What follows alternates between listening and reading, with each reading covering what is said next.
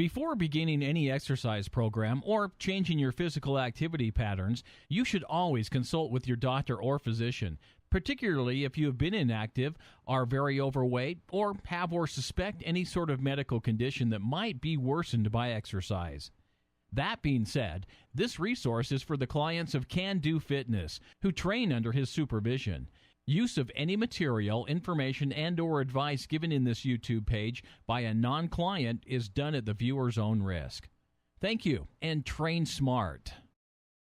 All right, so we have our mat set up here. That's some stuff that came out of my pocket, so don't worry about that. But here's the mat. Our next stretch is going to be for our hamstrings. Our hamstring is the back part of our thighs, not our glutes, which is our butt, but our hamstring is the back part right here. And to stretch those out, we're going to keep it simple. If you have a carpet, you don't need a mat, but this is a mat because we have to be here at the gym. So what you want to do here is, first things first, you want to be aware of where you're sitting.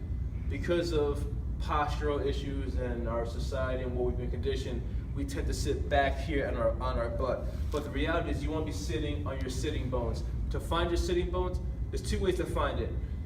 You can find your hamstring, find your butt, and realize your sitting bone is like literally right where your hamstring meets your butt.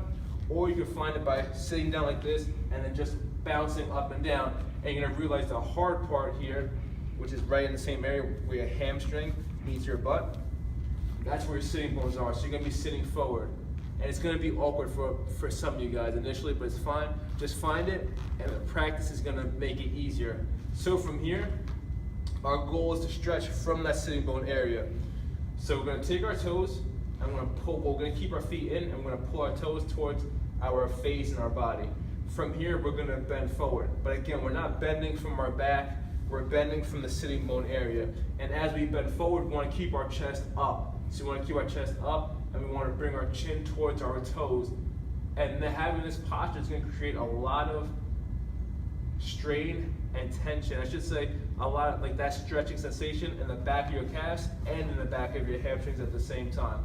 And we want to hold it. But again, we want to be right on the edge of what's comfortable and uncomfortable. Don't push too far into it. We're just going to hold this here, and as we breathe into it, it's going to allow our body to stretch here. So we're going to breathe in, and we're going to hold for 1 Mississippi, 2 Mississippi, so on and so forth. Exhale, and then we'll move on to the next one.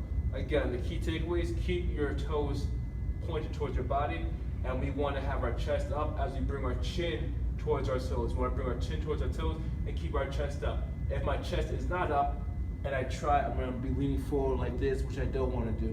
You want to just stretch from your chin. You want to maintain that posture so you have a direct airway so you can breathe deeper. Maintain that posture of our chest up, and we want to bring our chin to our toes, and we're going to hold here. And that's how we stretch our hamstrings.